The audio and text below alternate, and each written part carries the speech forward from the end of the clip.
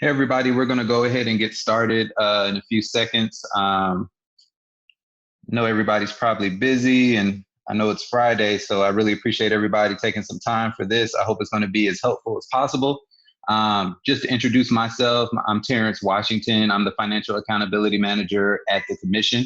And we're going to be going over, and I hope everybody can see the agenda, but we'll be going over the data collections template and the SCSC school budget compliance overview. I have Sarah Beck here, and she is going to start things off and kind of go over, what you guys need to know about approving your budgets prior to the new fiscal year. So, we're getting really close to fiscal year 2021. So it's about that time of year where everybody's creating budgets and are, typically, I guess you guys would have done this a little bit ahead of time, but of course we're in some interesting times, and we don't have allotment sheets for next year. So I know everybody's trying to figure the budget stuff out. So we're going to try to answer as many questions as possible. All the materials here, we're recording this session, so we're going to make that available to you guys later. In addition to that, there's going to be some materials and the presentation that Sarah is going to deliver to you guys. All that would be made available, and I'll shoot you guys an email with that information. So feel free to kind of save your questions until after her presentation if you have any of those budget questions. And then after that, I'll go ahead and jump in and start talking about the data collections template. So I'm gonna go ahead and pass it off to Sarah.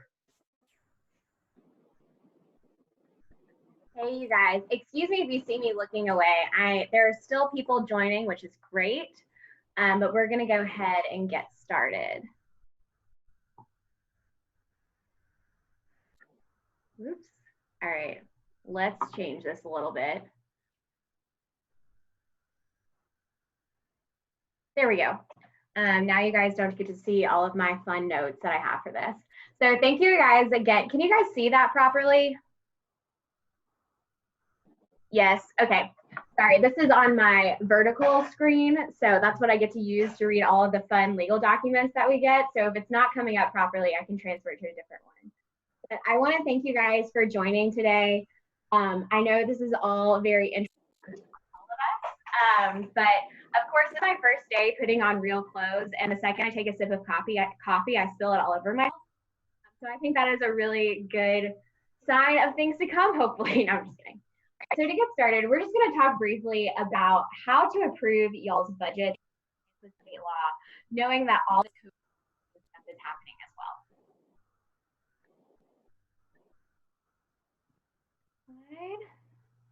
All right, so just briefly, we're going to the budget requirements that are in state law in the LUA manual.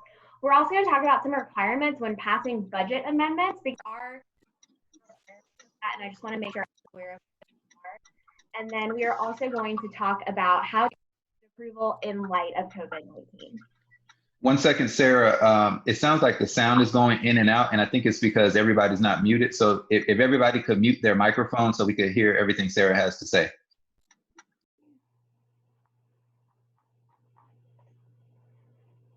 Is that better? Okay, sorry about that. So just briefly, there are two major things that come in for legal requirements for budget approval. The first thing is state law, and the second is what is in the LUA manual. So we're going to go over that briefly. So the state legal requirements, hopefully all of y'all are very familiar with what those say. That is the fun law that requires you to hold 2 public meetings for the purpose of providing an opportunity for public input on your budget. The 2 meetings cannot occur within the same 7-day period, and you have to advertise the meetings in the school's legal organ. This isn't just simply giving notice to the school's legal organ, this is ensuring that you are actually advertising those meetings. And you can click the link that I have in the presentation that we're going to share afterwards to find your school's legal organ, and you can also go to page 70 of our legal obligations guidance document that walks through all of these requirements that are in state law. The second requirement that comes into play when passing budgets is what we call a spending resolution. So something that we're seeing schools run into right now, which given the givens makes sense, is we don't know what the state budget is going to look like. We have some idea of 14% cuts, and we're going to talk about that a little bit later. But we're not really sure what it's going to look for. And so if you are a current operating school, not a new state charter school, if you are currently operating, meaning you have a previous fiscal year budget, so you have an FY20 budget, you can pass what is called a spending resolution until the school is able to adopt and formally adopt a new budget. When you're passing a spending resolution, we don't consider that a new fiscal year budget, meaning that you don't have to follow all of these requirements in state law. You only have to follow the requirements that are in the LUA manual, which is passing the spending resolution. This is what that spending resolution looks like. And I've also linked to the LUA manual where it has this example spending resolution. Whenever you guys have questions about financial policies or procedures, I encourage you to look to the LUA manual because that is the first place where we look when we have questions. And this came up a couple years ago. We were wondering what happens if the school doesn't pass a budget. We looked in the LUA manual and it had an example and it had an answer for us. So now let's go into budget amendments. So let's say you have your FY20 budget currently approved right now. Based on COVID, some things are changing. You want to move some stuff around within your budget, and thus you'll have to do a budget amendment. When you do a budget amendment, you're going to have to follow all of the same notice procedures in OCGA 20-2-167.1, which is all of those fun requirements about having to have 2 public hearings for your budget, ensuring that you're advertising that in your county legal organ, as well as all the other requirements that are there. And the reason for that is because state law doesn't distinguish between an annual operating budget between a revised operating budget. So because of that, you have to go through all of those fund notice requirements again. So now that we've talked about budget amendments and what your legal requirements are, I'm going to go through some frequently asked questions that we have gotten from you guys. Importantly, almost all of these frequently asked questions are pulled straight from our COVID-19 guidance document that is updated almost daily. Right now it's a couple of times a week because there's been less changes. But we put so much information in this COVID guidance document. It is on our, if you go to the State Charter Schools Commission's website, you can see it there, and it contains all of this information and frequently asked questions. Hey, Sarah. Yes. I'm sorry, there's a comment asking if there's a way to make the presentation larger. Yes, I will attempt to do that. Give me 1 second. Let me see.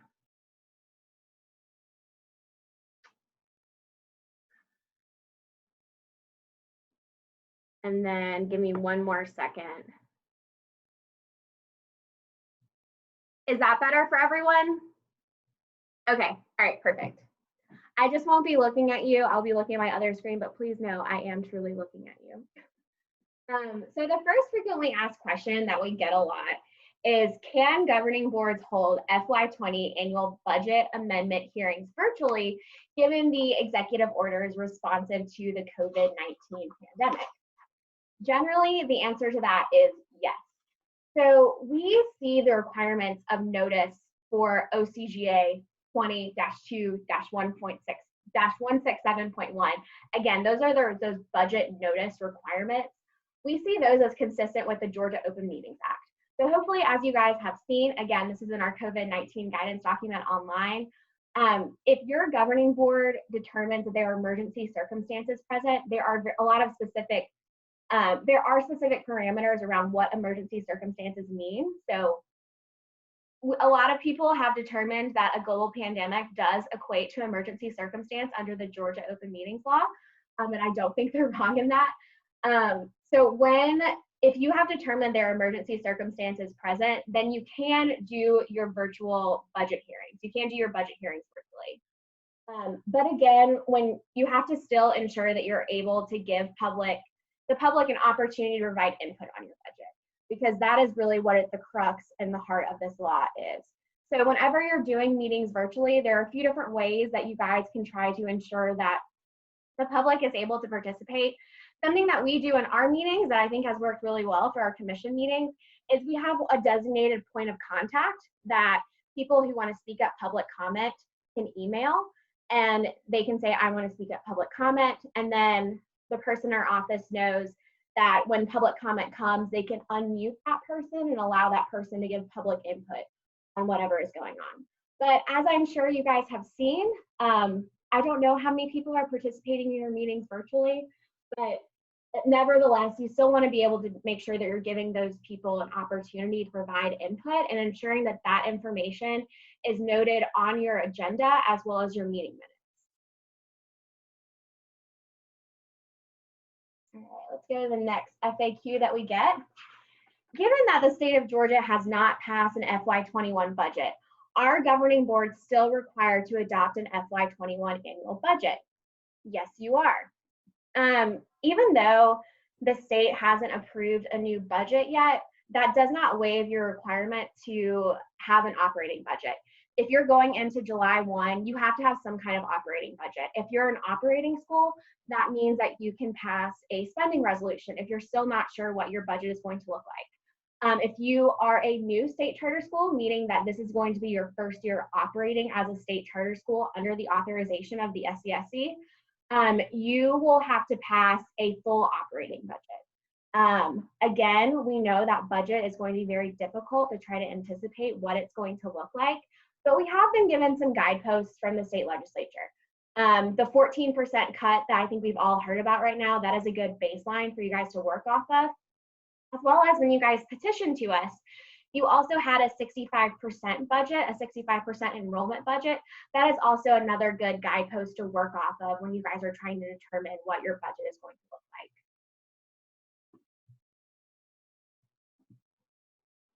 like. Go to the next slide. All right, so once the state of Georgia approves an FY21 budget, will the SCSC continue to find that governing boards holding virtual hearings have met the legal obligations? Oh, it looks like there is a max 100 cap on this meeting. I apologize for that. I don't know why that is, but we are recording this. So if anyone is unable to join on your team, we will have this recorded and we'd be happy to share this presentation with them afterwards. All right, so back to this. So once the state of Georgia approves an FY21 state budget, will the SCSC continue to find that governing boards holding virtual budget hearings have met OCGA 20-2-167.1 legal obligations? We can't predict when a budget is going to be approved. I really wish we could. We also can't predict what kind of impact coronavirus is going to have on education funding. The only formal communications that we have received is, again, around the 14% cut, and that is something that you guys can continue to work off of. And of course, after the state approves their budget, if your governing board is still finding their emergency circumstances present, meaning, and because those emergency circumstances are present, then you can meet virtually. And that is something that your school is going to have to determine on your own. But it's important to think about what the purpose of the law is. Your emergency circumstance needs to be you are afraid for the health and welfare of your students and facilities, that sort of thing. All right, moving on to our next FAQ. Are there any recommendations for how state charter schools should plan for FY21 annual budgets? Again, we've touched on this a little bit previously. We've gotten the 14% information. Continue to work off of your 65% annual budget, that sort of thing. All right, next question. We have gotten this one a lot recently. Do I have to submit a revised budget to the SCSC by May 20th, 2020? The answer to that question is a big fat no. You do not. This is for state agencies. This does not have any impact on state charter schools. Don't worry about that. We are, of course, happy to talk with you about your budget. Parents would be the best person to talk to, go through the nitty-gritty of that. But no, you don't have to submit a revised budget to us. All right, and our final FAQ. I am a new state charter school and do not have a previous operating year budget, thus I cannot pass a spending resolution. How do I pass an FY21 budget? To do this, you're going to have to pass your full FY21 budget. Again, it's going to be very difficult for you to assess what your QBE funding levels are because we don't have a past state budget, but nevertheless, you can still, again, work off of your 65% enrollment budget, and we have heard the 14% number thrown around. So that should give you some kind of baseline to work off of, but you cannot pass a spending resolution because you don't have a previous operating year budget. And those were all of the things that I had to talk about today. Hopefully that was helpful for all of y'all. Does anyone have any questions? I see that there was some chatter in the chat box about the May 20th deadline. Again, I don't know where that was coming from. I think people were just thinking that since state agencies had to do that, state charter schools did too. You guys do not. But again, we're happy to talk to you through your budget. I have a question. Yeah. This is Lori Parrish. Hi. Hi. I saw two different things. One is the spending resolution, which I think you talked about what regular, not charter schools are doing. And then you talked about that we have to have an annual budget, an annual operating budget. How does that annual operating budget, what's the approval process for that? For the annual operating budget approval, that is when you have to go through all of the notice requirements. So you have to have your 2 public meetings, allow an opportunity for input, etc. For a spending resolution, because that is just a continuation of your previous fiscal year budget that has already gone through all of the notice requirements, and you've already received public input on that, you don't have to go through those notice requirements again because it's just a continuation of your previous fiscal year budget. Okay, so there is no, the spending, we as charter schools will do this spending resolution. We will do it before the fact or after the fact, I guess. So again, this is all something that depends. So whether or not your school wants to do a spending resolution or pass an FY21 budget is up to your school. If your school is confident that you can pass an FY21 budget, that is fine. There's nothing stopping you from doing that. You have to go through all the notice requirements that are required in state law. But something to be aware of is that likely that budget will have to be amended once we get the final QBE figures. Or your school could wait until they do have the final QBE figures and you can just pass a spending resolution. All of your spending resolutions or your new FY21 budget has to be approved before July 1st. Okay, so the spending resolution that we're going to do a spending resolution month by month. Exactly. So by June 30th, by July 1st, we have to have an approved spending resolution for July, for just July or for the whole year? For just July. That's a very good question. Your spending resolution is 1/12 of your previous annual budget. You're just continuing spending levels month to month for the same spending levels as they were previously. But again, your school can decide either to pass the FY21 budget or do the spending resolution. It's completely up. Okay. And then we continue to do the spending resolution if we choose to do that each month before the following month. Okay, yeah. Thank you. And if you are going to the spending resolution route, I would encourage you to read the LUA manual about that. It's only 2 pages. And it provides a lot of really good detailed information about the purpose behind spending resolutions and more of the nuances, again, of like you're only passing 1/12 of your annual budget when you're doing a spending resolution. I understand. Sarah? Yes. Hey, this is Saron. I just wanted to make clear that for your spending resolution, you still are going to have to follow the open meetings requirements if your board is making a vote. So just keep that in. Yeah, you'll have to follow the open meetings requirements when you're doing the spending resolution. But again, because it's that continuation of your previous fiscal year budget, you don't have to do all of the fun budget notice requirements of the 2 public meetings, all of that, because it's just a continuation of your previous fiscal year budget.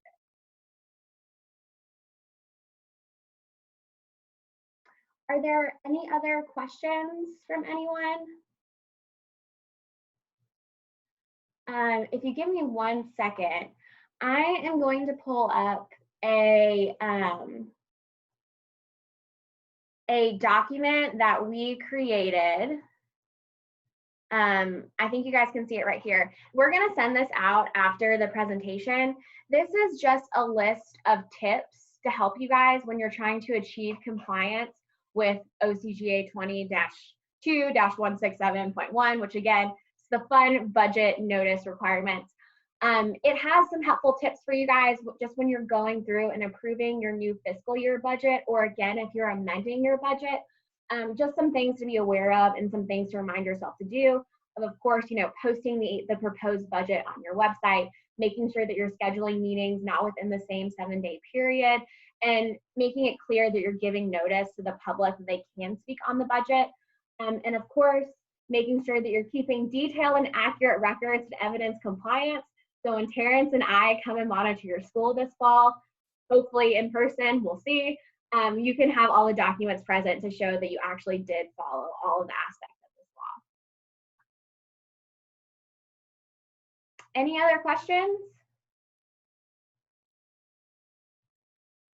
All right, well, Sarah, I'll just add that I know a lot of you guys are of course you're trying to figure out when exactly you'll get some notification about funding for FY21. Hopefully the state could pass a budget in June. Right now the plan is for that to happen, for the state to pass that budget. From a practical standpoint, I want you guys to be really cautious. We expect all the schools to maintain at least 45 days cash on hand. You just to be as cautious as possible, you want to make sure that you guys have, I would say when you're ending the year, that you're having 60 days cash on hand, just in case, because we don't know about the timing. The state is working really hard. DOE is working really hard to make sure that everything is processed in time so that they could issue allotment sheets and they could get you guys paid on the normal schedule. There's a possibility that may not happen. It's just a possibility, but of course you guys want to be prepared for that. So any way that you guys can, try to retain as much cash on hand as possible. The state, they're going to be working really hard to get all this processed and done so that you guys don't have a cash flow interruption. But just in case that did happen, you want to make sure that you're prepared.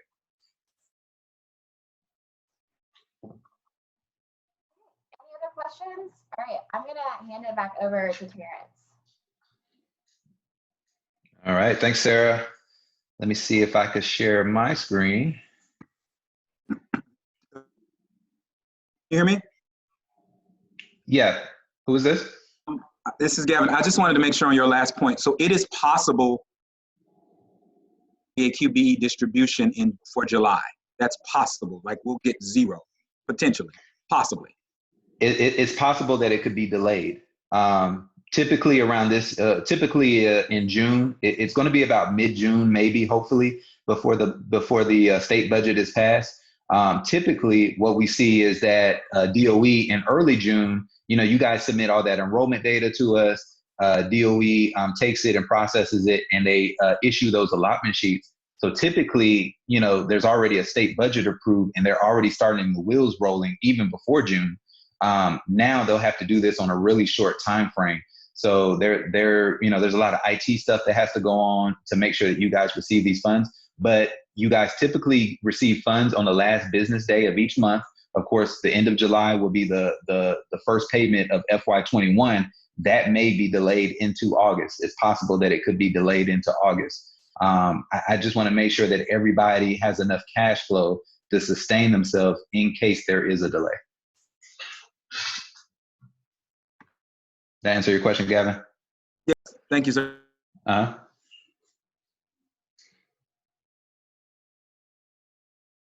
right. And if there's no more questions on that, we'll go ahead and get into the data collection sheet. And let me see.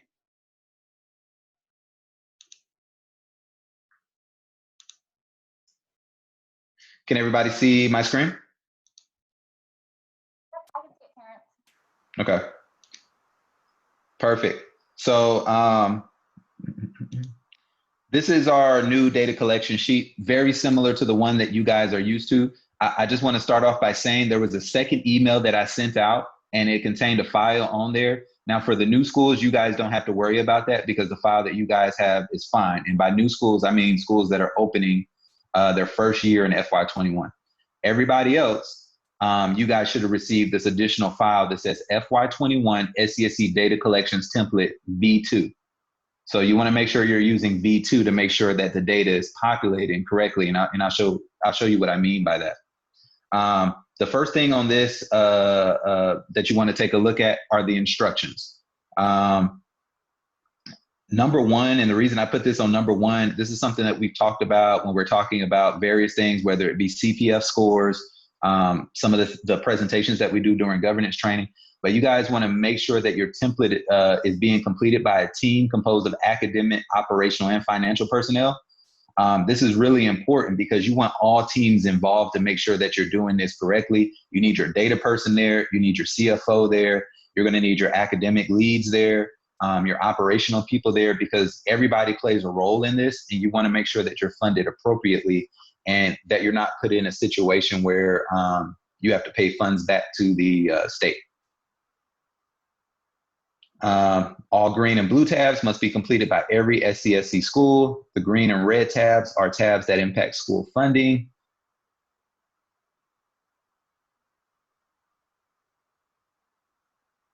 And I'll get to what that means. The sheet will already be populated with figures. So the T&E and that FTE tabs will be populated. All you have to do is select your school name. On the green, new student data.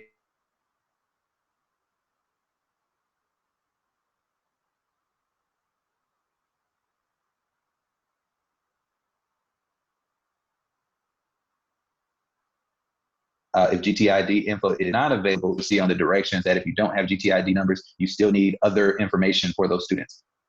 On the green new student data tab, do not paste data into column E. That kind of throws everything off. So I'll show you guys what I'm talking about on that later. So here's the school info tab. This is where you start. So when you guys first start filling this out, this is where you start. And I got a lot of questions from you guys, and hopefully this will answer the question. The first thing you're going to do on this sheet is you're going to go to this box right here. You're going to hit the drop down and you're going to select your school. Once you select your school, it's going to go ahead and populate that school's information. So let's go to assuming that you're a pre-existing school. If you're a school that's brand new, of course, you won't have any data. So everything's going to be blank. So let's go to Cherokee Charter Academy. You're going to wait a few seconds, make sure it has to do everything in the background. Now, of course, I'm going to continue to fill out this information, but if I were to go to the FTE totals tab, I will see here that that information has already been populated. This row 13, these are your initial numbers for FY21, your initial FTE numbers. So you can see here for this Cherokee Charter Academy that their numbers are already populating here. And it's important that you use this version 2 if you're a pre-existing school, because you want all this to populate correctly. Because what you're going to be telling us is in these light blue cells here, how many students are you adding? Now, you should think of students as the FTEs themselves. You shouldn't be thinking of them as, well, if Robert leaves and then Sandy comes in, am I going to put 1 for Sandy or anything like that? If a student replaces a student, that's a net 0. So you want to look at slots or FTEs that you're actually adding into your school. Now, another important thing to consider is that the school day is broken up into 6 segments. So I'm looking here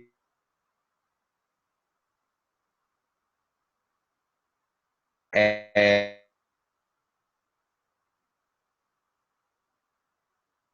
this 14, they have 14 students who are considered special ed category 1. What it means is that if you break everything down on a segment level, now if I was you guys, this is how I would do it. I would have a spreadsheet that would have all these categories on it. And I would do that spreadsheet by segment.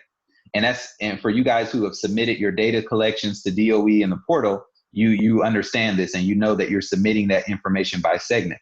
So what I would do is I would break everything up into those segments, and I would say, how many segments do I have in special ed category 1? Well, in this instance, you could say, if we kind of backwards work it, that 14 times 6 would tell us the number of segments that Cherokee has for this special ed category 1. So if they have one student who's going to be considered special ed category 1, but they're only going to be there for 2 segments, then you want to make sure that you recognize those 2 segments. So once you go through your segment worksheet and that you have these numbers here, which are not FTEs, but segments on your spreadsheet, you're going to take all of those numbers and divide them by 6, and you'll have your FTEs for each one of these categories. And the reason you're dividing by 6 is because there are 6 segments, or the day is broken up into those 6 segments. So it's really important that you guys do this. Some schools in the past have overestimated, underestimated, not estimated anything, just to be on the safe side. But of course, you're leaving money on the table. And you guys already know more than me that you guys have to provide these services, and they're really expensive to provide. Special ed is an area you want to pay close attention to, special attention to, and also these early intervention programs. So when you're talking about kindergarten early intervention program, primary grades early intervention, you guys want to pay close attention to that.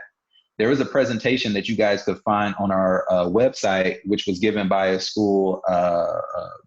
It was given by us in a school that talked about their process for this and how they identify these students ahead of time.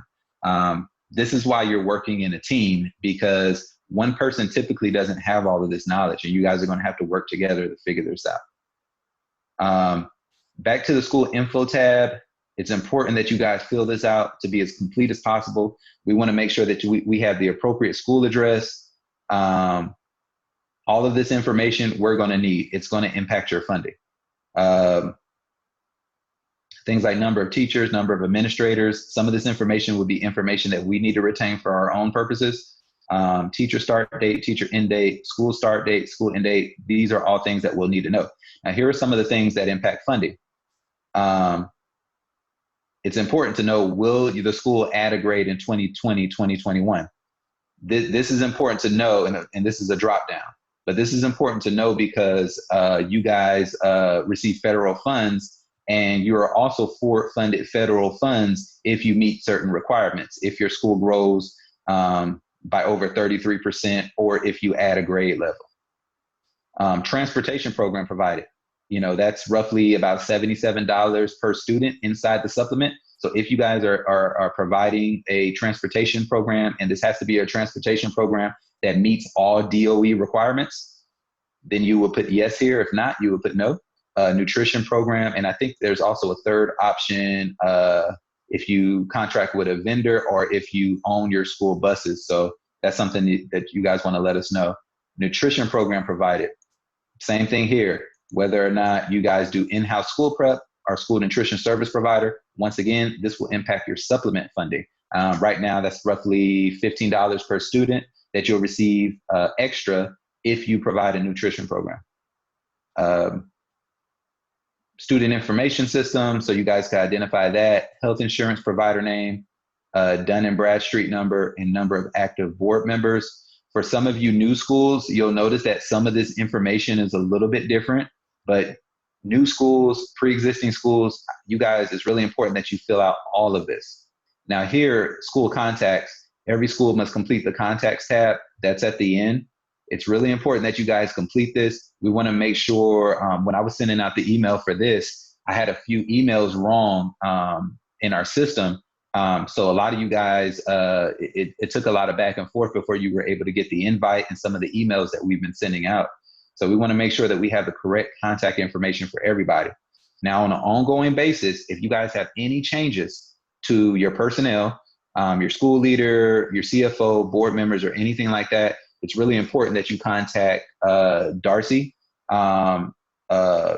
She's the person who manages our contact list, and a lot of our schools don't notify us whenever they change. So it's really important that you guys notify us, so when we send emails out, we're not sending them to the wrong person or they don't bounce back. And one thing that you guys, I mentioned the 33% thing. You can see that here in the corner, measuring whether or not you guys added a grade level or you met that 33% requirement. That is for federal funding purposes only. Now, student data. This is where you guys are going to enter your data. Of course, always read the information on all of the sheets, whether it be the FTE totals part. You look up here, there's information that's really important here on what you should be doing. New student data information here, really important. You guys have to hit that 2% requirement to receive additional funding. So you guys want to make sure you enter all this information as accurately as possible. So what we're doing here is we're substantiating your claims on how many students you're adding. Back here, you guys told us how many you're adding for each FTE category. Now, once again, these are based on segments, but when I add all the segments up, it will equate to the number of students that you're adding in your school. So you guys have to substantiate this by providing the information for the students. And it's telling you up here that the number of total FTEs must match the number of students named below. All new schools must complete this sheet. If your school is adding, you need to complete this. If you're not adding, you don't need to complete this. Now, what names do you need to provide? If you guys go back to this FTE totals, if you were adding in grades 1 through 3, let's say 100 students, then when I go here, I should see 100 names and GTIDs. And if you don't have the GTIDs, then date of birth and all the other information for 100 students. And then I go up here, I'm able, you need to select the grade level on the student. This is that column E that I don't want you guys just to copy and paste in and throw this off, because up here, I need to be able to say, okay, first graders, how many, it'll automatically calculate how many first graders you guys have added here. So it's really important that you guys complete this information as accurately as possible. There's been a lot of questions. Money is really tight at the state right now. And, this is a lot of additional funding on the state.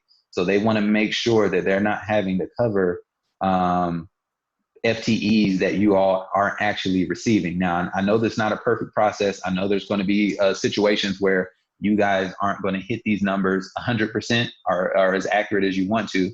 There's going to be some variance, and with everything going on that's been going on, it's probably going to be a little bit harder on you guys this year than in the past. But with that said, you want to make sure that this is as accurate as possible and that you guys are able to substantiate these numbers that you're submitting to us. There's going to be more eyes on this than ever now, because there are a lot of people, who have a lot of questions and are making sure that the state is not having to issue out, cash now that will be corrected later. But, the state is trying to be as fiscally responsible as possible. T&E. So this is training and experience for your teachers. Once again, this is Cherokee Charter Academy that I selected as the school. So all of these gray areas here, they've already been pre-populated. Now, this is the amount of training and experience that your teachers have and your school leaders. So you can see here, gray is baseline data. So what you're telling me is, are you adding anything in addition to this? You're not trying to account for, oh, well, last year my teacher had 3 years of experience, but now it's 4 years. All of that will be captured in the T&E formula later on. What we're trying to do, and the purpose of this process, is to say, if you guys are going to have an additional teacher, we want to make sure you get the funds for it. Now, inside of the QBE formula, the base amount, and that's why this is grayed out here. Now I'm going down here. This is the part you guys are going to fill out. You're just using this as a reference point. You're going to go down here and you're going to see that T4 right here, the salary step E, you can't enter anything. That's because this is already wrapped into your QBE funding. That's why you can't enter anything there. Now, if you have a new teacher and that teacher is a T4, meaning they have a bachelor's degree in education or its equivalent, and you're going to say, okay, this new teacher has 6 years of credible service experience. You're going to enter that 1 here. And you see here that that's basically earned the school $4,651, roughly. These are just estimates. And you're going to do that for all of these. When I send out the email, I sent out CPI information from the Georgia Department of Education, a presentation that they did at the data collections conference. And in it, in those materials, they explain CPI. There's also materials that I submitted to you guys for FTE and student record. So you guys want to go through all of that information and make sure you're submitting this stuff as accurately as possible. So all that CPI information is here. What you'll also will see from those presentations are contact information. Let's say that you guys have contact you guys contact at DOE because you have a question about, well, does this one teacher qualify for a particular situation? And you'll want to address, maybe Katie Green is the contact or somebody at DOE. Data collections at DOE has done a really good job. They even have it on their website, a list of contacts and for what purposes. So FTE questions go to one specific person. CPI goes to one specific person. And you guys would know directly who to contact. And they've been really good about responding lately. So this is the CPI section. Once again, if you guys don't hit that 2% growth, you're not going to get this money. So if your school is not growing, you don't have to do this. Every school does not have to do this. You only have to do this if you're adding teachers and you've met that 2% growth requirement. Facility and transportation, this is pretty clear cut. What's your central office address? Do you guys have multiple locations? Some of our schools have multiple locations. They would put that information here.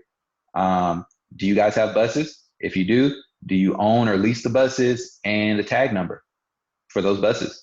All that information here. And last but not least will be contacts. Once again, we need to be able to contact you guys. So put all that information here. You see there's an example. Be really careful when you enter these email addresses because we want to be able to get in contact with you guys. So we want everything to be as accurate as possible. So make sure you give it a couple lookovers before you submit it.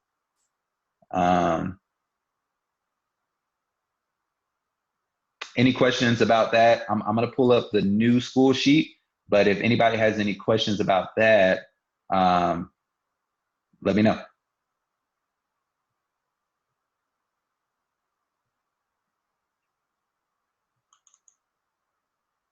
All right, Terrence, you've gotten a couple of questions that I wasn't able to answer in the chat box, so I'm going to ask those right now. Okay. The first one was from Michelle Jones. She asked, should we estimate how many kindergarten students will qualify for EIP services in FY21 since we do not have details at this time? I'm assuming Michelle Jones is from a state charter school that's going to be in its first year of operation next year. Okay, Michelle, you can estimate it, but once again, if you overestimate for any reason, you'll have to pay these funds back. And when you're considering early intervention, consider that everything is based on segments. So the students may not be early intervention for an entire day. There are even caps on certain categories. So the FTE information that I submitted with that email that went out to everybody, it will have all the information in there that you need to look at, including the caps. So you want to go look through that information, go on the DOE site. They have a whole area dedicated towards FTE. Make sure that, some of the categories, whether it's early intervention or special ed, are capped. You can only do 2 segments or 3 segments or 4. So you can't have you can't count a student as being like 1 segment for an entire day. I'm sorry, 1 FTE for the entire day, or 6 segments for the entire day. But with that said, you guys can estimate. I would be as conservative as possible and make sure that you're verifying that information. What some of our schools do in the presentation that a school gave at our governance training, they vet these students ahead of time. Now, given the current circumstances, I don't know how you could do it because they did it in person. They provided testing and stuff over the summertime. I don't even know if that's possible for you guys to do or not. So vet as much of this information as you can. But you can estimate there if you like, but that category is funded at a higher amount. And if you're wrong, you're going to have to pay those funds back. Then we got another question that builds off that one. If we still have enrollment through the summer, what do we do for specific student information that is required on the FTE new student data tab? So if students, I'm assuming if students are continuing to enroll throughout the summer, before the submission of this, well, as students continue to enroll after the submission of this sheet, how do they account for that on this sheet? Great question. You guys will not be able to account for those students. The only, so let's say that you said you guys are projecting 150 students in one category. Let's say grades 1 through 3. You're a new school, you're going to have 150 students in grades 1 through 3, but you only have 100 names. We're only going to give you credit for 100 names. So I'm going to take that 150 and I'm going to lower it to 100. That's all you will get credit for. You cannot receive credit for names and students that you haven't substantiated. All right, another question. Is the health insurance provider box in the data spreadsheet regarding the school nurse or who is serving our staff for health insurance? It's who's serving your staff for health insurance. So what kind of insurance plan you guys have, whether it be the state insurance plan, or if you guys have, you're using Kaiser or Blue Cross Blue Shield or something separate from the state benefit plan.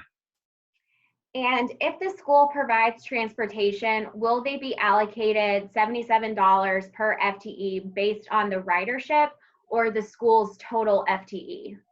It's based on the school's total FTE. So we have a school, Patala Charter Academy. Patala Charter Academy has a set number of kids, and they receive the $77 because they have a transportation program for all of their students. And then as you're entering in data for teachers, the data that you're entering is for FY21. It's not from FY20, correct? Correct. Now, the numbers that are in there and that are pre-populated were based on your October CPI. So that's the information you reported on your teachers in October. You guys are basically going to have to, just know how many new positions that you've added in your school. So it's based on October. Whatever changes that you guys had, in addition to that, you will account for it in that light blue section that's underneath. And then can you input more than one contact email for the contact portion of the spreadsheet? Let's find out. Let's see.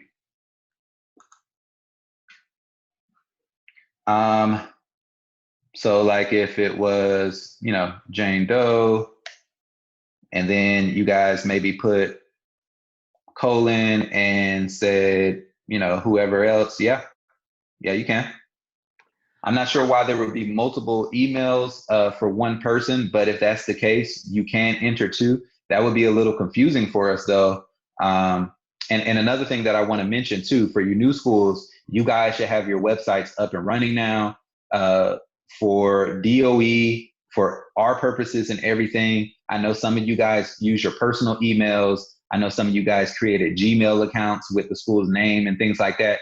It's time to use school official emails. So at this point in the game, I should see, Jane Doe at xyzcharterschool.org, and that's, that should be tied to your school's website.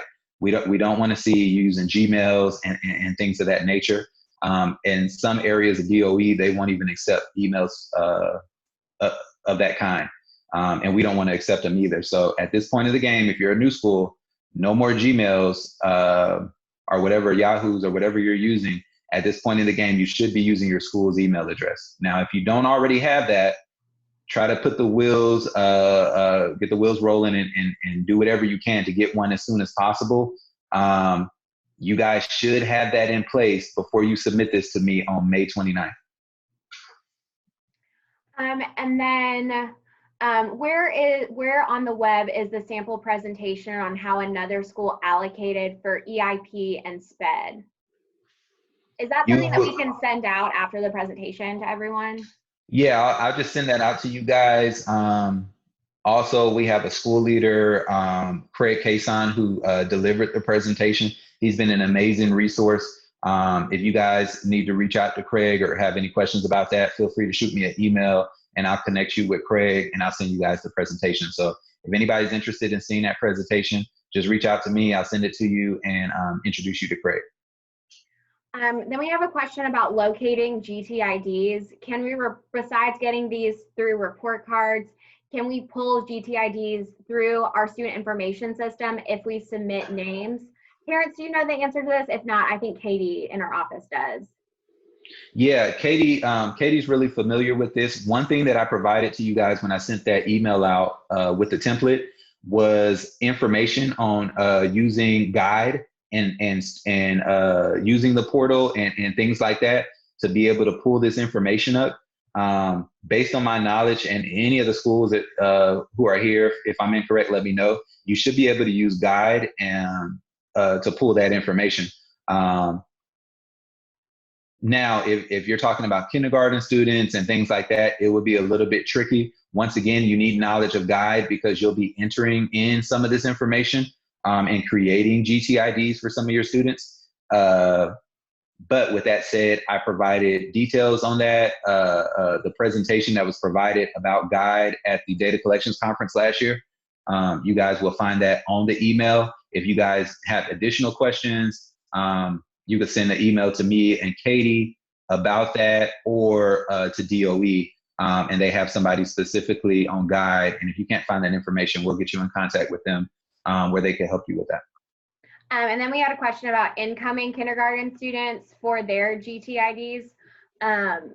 You can also, there is a way to create them if you don't know. I'm not sure exactly how you do that, but Katie can direct you in that direction of how.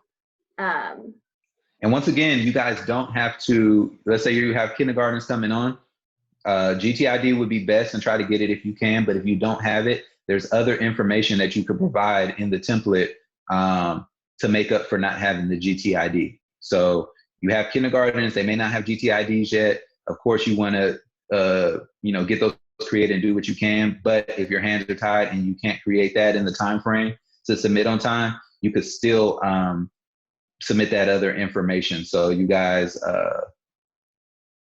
still are submitting date of birth, your street address, city, state, zip, all of that good information. You're still submitting that. And I mentioned that in the email that went out to everybody. And we have more GTID questions now. How do we submit the spreadsheet that contains GTID information if we have been told by DOE not to email this information, but submit it by the GA-DOE portal? I don't think GTIDs, the purpose of a GTID is that it creates a mask of the data, so it's not personally identifiable. It's not like their social security number. So I do believe that you can submit that information to us through the spreadsheet. And then if, right, Terrence? Yep. Yeah. You guys definitely can submit the GTID. Yeah. And do they have to submit addresses if they have a GTID? Still put the address in there. When you have the GTID, go ahead and put the address in. You could leave the date of birth blank if you have the GTID, but I want you guys to submit as much of this information as possible. Once again, this information will be critiqued by legislative entities, budget entities, and things of that nature. So I want you guys to submit as much of this information as you possibly can, because I don't want anybody to make the argument that this information isn't reliable. So if at all possible, submit everything. Because I don't want after the fact that they say, oh, you didn't include date of birth there, even though we told you guys you could do it. And then they say, well, you need to scrub that FTE, off of here or something like that. Enter as much data as possible. If you don't have the GTID, enter everything else on here, but try your hardest to get that GTID. All right, next question, not related to GTIDs. In the line asking for school system central office, that the central office is located in as a state charter school, we are not located within a school system. Does this mean the county in which we are located in?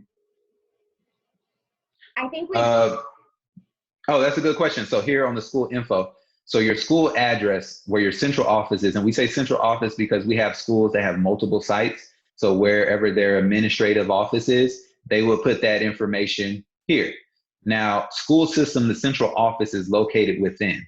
Now, we're asking you, and for people who live in a county that may have a city school system within it, we're asking you, what school system does your address fall into? So we have a school down in Valdosta, and our school, Scintilla, is down in Valdosta. And I believe Scintilla falls into Valdosta City. I may be wrong there, but I believe they fall into Valdosta City, but Valdosta City is within Lowndes County. So here I would expect them to say Valdosta City or Lowndes or wherever district their actual address lies in.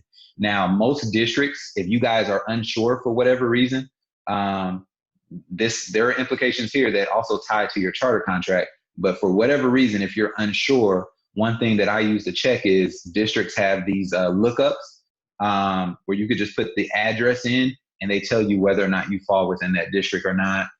Definitely, sometimes I find it on the bus part of the district's website where I guess parents could find out what bus or if they qualify for a bus to pick their kid up or whatever. But they'll tell you whether or not you fall within the district or not. You guys should already know that. Most of you guys, this should be pretty clear cut. For our schools that are located in Atlanta or Fulton County or wherever, you should know whether or not you're in Atlanta Public Schools district or whether or not you're in Fulton County. That doesn't mean that you're underneath that district. It's just the way that supplemental funding works in the state. For you to be funded appropriately, you need to tell us where you're located and what district you fall within. The next question that we got is, has there been any talk about possibly backing the submission date of the spreadsheet to June 30th to allow more time to get a better determination of enrollment? Absolutely not. If we backed it up that far, you guys definitely would not get funded until August. There's no more backing. The date that we have is pushing it. Some people want this information. They want us to provide them the information like next week. So the fact that we have a due date of May 29th is the best that we could do. We pushed it back as far as we could to help accommodate you guys, but that's the best that we could do. If you don't have those students by then, you'll just, and I understand it's somewhat of a harsh reality, but if you don't have those students by then, you will not be funded for them. And that's just the reality of it. If this will be a problem, let's say you're a new school or if you're an existing school, and this will be a major problem, mainly I'm talking to new schools. If this will be a major problem, you guys need to contact Kristen Easterbrook and make sure you have that conversation with her about that. If you don't think that things will be viable at that point in time, you guys need to have that conversation with Kristen as soon as possible. So, and for the pre-existing schools, you guys already have FTEs. I know you may be adding grade levels and things like that. Maybe you already signed your teacher contracts, but it's really important that you guys understand that whatever you guys provide to me on May 29th, that's it. That's how much funding you'll get, and there's nothing on top of that. Those are all the FTEs you'll be funded for. In addition to that, of course, you guys should be aware that there's going to be cuts to your funding. The exact amount, I'm not exactly sure. The number 14% is out there right now. So as you guys are making assumptions about how much funding you're going to have next year, it's probably at a minimum you should consider, and I think Sarah's advice was really good about the 65%, but at a minimum, you guys should assume that 14% of your revenue will be cut at a minimum. I got a question privately that I think would be beneficial for everyone. Who/what is the SCSC reimbursement contact on the contact sheet? So if you look there, you'll see that there's these little red carrots.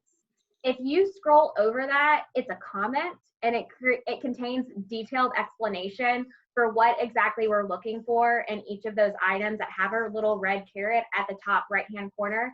For SCSC reimbursement contact, this is the individual who will serve as the point of contact for any SCSC-based reimbursement For example, governance training, when your governing board members go to governance training and get reimbursed from the SCSC, we just need to know who to contact at your school to help coordinate that. Are you guys able to see the new spreadsheet that I pulled up, or are you guys still seeing the old one? I can see So I just wanted to illustrate what you were talking about. Yep, there you go. So you guys see that there's notes here and additional information. The next question that we got, and I'm sorry we're going over time. Again, if you have to leave, we will be recording this. So feel free to leave if you must. We totally understand. The next question we got is, what is the date that is the last day to account for and receive credit for an enrolled student if we are a new school and expect to enroll in the summer? Is it May 29th? In the past, hasn't this been early to mid-June? So last year, I think we submitted stuff in early June, the first week of June. We pushed it back to May 29th. Years ago, it used to be June 15th, but this has changed progressively over time based on the DOE and how they need to process things. That May 29th date, that's it. That's the last day you get to submit. Now, you should understand this too. Let's say that you guys add, so let's say I give you credit for 100 100 FTEs, but you guys know you're going to have 150. So you enroll 150, but you're only getting credit for 100. If you're able to cover it, which, I mean, you're talking about a huge deficit there, but if you're able to cover it until the springtime, then your October count. So all this information that everybody submitted to me, and I want to make this clear, when you guys submit this information on March 29th, it's going to impact how everybody's funded. In October, you all are all going to report your data in the DOE portal. That's going to be the number that you're finally funded at. Whatever you report in October, that's going to impact your final funding. You're going to receive, now if you overestimated how many kids you're going to have, they're going to cut your funding almost immediately. If you underestimate it, so in a situation where a school enrolls 150, but they only got credit for 100 FTEs, they would have to wait probably until April or March, typically. It could be later than that, but especially given the circumstances lately, if something, if this pandemic stuff were to last into next year and impact how the state approves all of this stuff, in the past, when we didn't have a pandemic, those things were approved in March or April. So you would have to basically cover the cost of those additional students until March or April. That's assuming everything goes right. So that's something for you guys to consider. If you guys wanted to accept additional students, you're just going to have to cover the cost of those. It's going to severely impact how you provide your program. So I would advise you guys to be really cautious about doing that. But I understand if you guys wanted to add additional students, you could. I mean, you could do it, report those students in October, but you're not going to see any of that money until the governor signs the adjusted budget for FY21, which typically happens in March or April. So, I mean, that's up to the board if they want to make that gamble or not, but it's totally up to you guys. The next question that we got is, for T&E dollars, is this for current positions, new positions, or both? So these are for staff that you guys have added. So if you guys are adding the pre-populated data was all the information you reported in October of the 2020 fiscal year. So if you guys are adding new positions, so if you're adding an additional first grade class and you have a new first grade teacher, you'll provide that teacher's CPI information into the spreadsheet. So if that teacher is a T5 and they have 0 to 3 years of experience, then that's what you put into the spreadsheet. This is not for existing teachers that, maybe they got their master's degree recently or they have additional years of experience now. All of that will be accounted for when you guys do your October CPI. This is to help you play catch up if you're adding teachers, because a lot of charter schools add grade levels and indirectly, since you're adding grade levels, you're also adding teachers. when you add those teachers, the reason that they created this mechanism is to make sure that you guys don't have to fund, a teacher who, maybe you're paying her or him $50,000 a year, but you're only getting the base amount, which I think is $37,000. So this is to help you guys and make you whole as much as possible. The next question that we got, and a point that I want to make that was pointed out by Megan, thank you, is when you are calculating how many students you're going to have, this can impact your enrollment variance on the CPF. So you want to be very careful in how you're doing this to make sure that you're predicting as accurately as possible. Yep. The next question that we got is, if we are a locally approved charter school that is transitioning to an SCSC approved school, do we complete the T&E tab with all of our teachers? And do we put our teachers in the baseline section or the growth section of the T&E tab? You all do not have access to the baseline section. If you're new to the SCSC, you're going to put all of that information into you're a new school, so you're gonna complete it like all new schools do. You're a new LEA, so even though all of those that CPI data is associated with the district, there's some things that go on behind the scenes that you don't have to worry about, where we're trying to transition those funds over to you guys. But as far as reporting the funds, it's up to you guys to do that. So you're gonna have to do it for all of your staff. So to answer your question, you're reporting for all of your staff. You're a new LEA, and technically all the CPI information that was reported in the past was reported by your district that you left. So it's on their books. So you guys need to create new information for yourself. And then on the information tab, for the number of teachers and administrators questions, do we want the body count or do we want the FTE count? So I think this is, how do we take into account part-time employees? That's a good question. You could kind of do that any way that you want. If you guys have part-time employees and they're a 0.5 or something like that, what you're describing is more important as far as, what we're trying to look at is the scope and the size of your school. When you're doing the T&E tab, then, on the T&E tab, you'll have 0.5s and 0.6s and things like that for people who are part-time. When it comes to the school info tab, we just want to know, how many teachers do you have? If you guys have 30 bodies, just put 30 here. This is for information only, and we're just trying to get a good idea of the scope and size of your school. If you think it would be more helpful for us to know it by saying that you guys have 25.5 teachers, then you could put that information. For kindergartners, this is for a school that is already operational. Our sheet has 69 repopulated FTEs, but we are projecting to have 88. On the new student data sheet, do we provide the information for the 17 students or for all 88, since they will all be new kindergarten students? 17. Once again, we're only substantiating your growth figures that you're providing. You guys are saying that you're going to grow in kindergarten by 17. I only need to see 17 names. And it's the same for every grade level. I only need to see the number that you guys put right here in this light blue section. I just need the number of names to match this. So it's really important that the number of names that you guys provide, I'm actually going to count how many names you provide. I'm going to go over here, or I'm going to look up at the top, and I'm going to see that you guys are growing by, let's say, 100. I expect to see 100 names exactly. If you guys have 90 names, you're only going to get funded for 90. The next question is, what if we are not done hiring by May 29th? And this is for, it could apply to all schools, but particularly for new schools who continue to hire into the summer.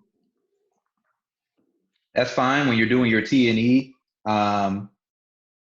if you're projecting out there, be as conservative as possible. If you guys know that you're going to hire a teacher, but you're only going to hire a teacher with a master's degree, then let's go to the T&E tab. So you're hiring a teacher with a master's degree, that's a T5. So when you go to T5 and you're estimating, be as conservative as possible. If I was you guys and I know that I'm going to hire a teacher with a master's degree, because that's what the board says we're going to hire, then I'm going to go here to the first step, which is salary step E, and I'm going to put 1 there. You know, I'm not going to go all the way down here and say that the teacher is going to have 21 plus years experience. That may be what you're looking for, but consider whether or not you'll actually be able to get this teacher. You always want to make reasonable assumptions. And once again, if you guys get this wrong, you'll be paying that money back. So that's something to always consider. The last question that I see, so if I missed your question, please either private message it to me or send it over the chat box again. But again, the last question that I see is, what if you are losing a teacher in one category, but adding a teacher in a different category? The net change is 0, but the categories are different. So hypothetically, let's say you're losing a teacher. That teacher is already on your CPI because you reported them last year. Don't worry, you know, in the FTE section, if you guys are losing students, I need you to enter negative numbers here. So that's something that you'll do on FTE. On the T&E, you don't have to worry about that. You're already being funded for that teacher because that teacher was reported in October of FY20. But if that teacher's gone and you're getting a new teacher, just provide the information for the new teacher. By new teacher, I don't mean that you're replacing that teacher, but if you're creating another position in addition to the position that you had before, just put that number over here. So. Another question that we got.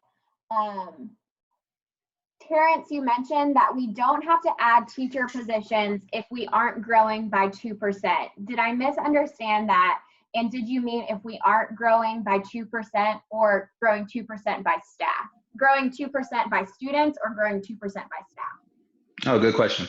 You have to be growing 2%. Your student body has to grow by 2% in order to be eligible for these T&E funds. To be forward funded your T&E, your students, your FTEs have to grow by at least 2%. So if you're not growing by 2%, don't even waste your time doing this. If your school is shrinking, don't even waste your time doing this. There's no point. All right, I don't see any other questions coming through the chat box. So I think And I just wanted to briefly, for the new schools, everybody else, you know, we're pretty much wrapped up and done. Send us emails if you guys have any questions in the future. If you guys would like to see more of these, or if you guys want to do another one next Friday, send me an email, let us know. We could kind of go over this data stuff as you guys are going through the process and you have additional questions. Let me know. I'm going to try to have hours every Friday at noon so we could do this and we could kind of interact and talk about things like this. But if you guys want to step away, if you're a pre-existing school, feel free to do so. Unless you have anything to add, but for the new schools, I was just going to briefly go over some of the differences in things that you have to report.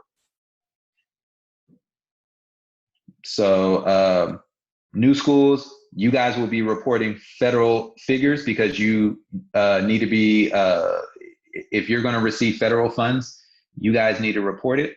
And the way that you're going to get these funds is by reporting on poverty.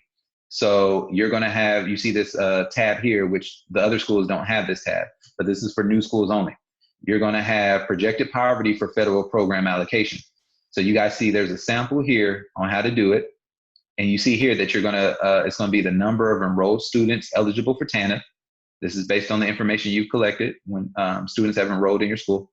Number of enrolled students eligible for free and reduced lunch. And number of students ineligible for TANF or free and reduced lunch. You guys provide all this information. It's going to give us a poverty percentage. This poverty percentage will determine how much federal aid that you guys get. We're going to give this information to the federal programs people and make sure that you guys are put on the list to receive federal funds. So that's one of the new information that we provide there. To kind of help you in this process, you'll notice that you guys have the addition of these two tabs, one being poverty info for charters. So if you guys wanted to compare yourself to other charter schools, you can see here, like let's say that you guys are going to locate in Atlanta and you feel that your numbers would be similar to Genesis Academy for boys. Their poverty numbers are 22%. So you could use that as a reference. when you're doing yours. So if you guys do it and you get a poverty number of 80%, you may want to second guess those figures. If your makeup is similar to some of these schools, if you guys have a makeup that's similar to a district, you guys could look up that district. If you're in Calhoun County has a poverty number of 31%. So if you're in Calhoun County and you're telling us 80%, you're going to have to explain why you have such a higher poverty number than your district. But this is just information. This is reference information. It's in gray. We have that information for charter schools and for districts. And of course, that information is used for you guys to complete this federal funds tab. So for the new schools, do you guys have any questions about this process? I know this is brand new for you guys. All of our existing schools are kind of used to it. But new schools, do you guys have any questions about any of this process?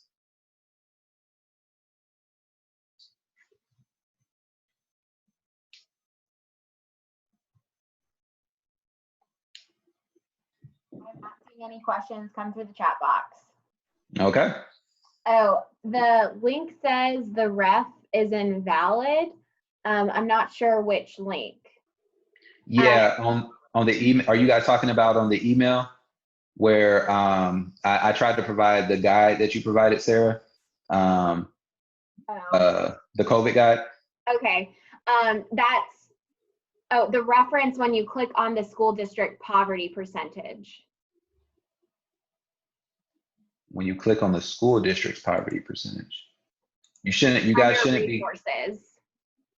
So if you go to the federal funds tab, Mm-hmm. and then go to, the resources right there. School district poverty percent. Oh, sorry about that, guys. It must be a issue when we updated the spreadsheet. But these two links right here are just connecting you to this tab. School district, it was just connecting you to this tab. So somehow the link must have broken when we were updating stuff. Sorry about that. But you guys could just go to these two gray tabs at the end. So you can either pull up the school information poverty tabs, or you could pull up the district poverty tabs right there. So you guys could access the information. Sorry about that. If you guys need additional information about free and reduced lunch, this link should be working, and you guys should be able to click that as and go to the DOE's resources. And then on TANF, the Temporary Assistance for Needy Families, you guys could click this link and go to their the federal website. We got a question from Hugo Jones from International Charter Academy of Georgia. She was saying that she did not have the federal funds tab, and that is because you're currently operating schools. The federal funds tab is only for new state charter schools that will be in their first year of operation in FY21. Mm-hmm. Yep. Yep.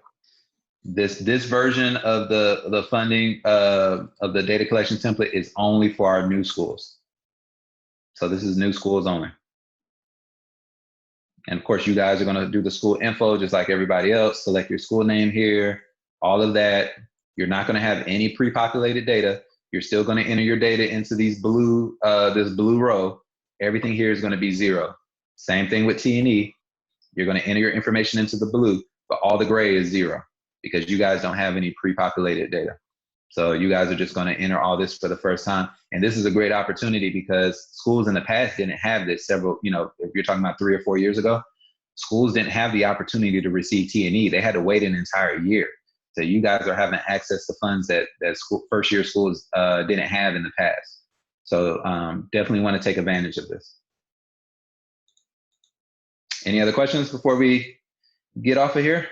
Not seeing any. I think we're good. All right. Well, thank you guys for your time. Once again, we'll send out some resources via email. You guys will get that from me. If you guys have any questions, definitely about the budget compliance and public meetings and things like that, definitely reach out to Sarah. It's better to ask those questions now than for us to hit you when we're doing monitoring. So definitely ask those questions ahead of time. If you guys have any concerns with budget information, if you guys need help calculating funds for next year, since you don't have allotment sheets yet, let me know. I can help you with that. But other than that, I hope you guys have a great weekend, and thank you for joining us. We got one last question Another question. The FTE totals tab has to match the new student tab, correct? Correct. Okay. And then we also got another question about the recording for this. I think we will be sharing the recording in our follow-up email. Terrence will have it and send it out to everyone. Yep. We'll send it to you guys. Stay safe. Thank you guys. Good weekend.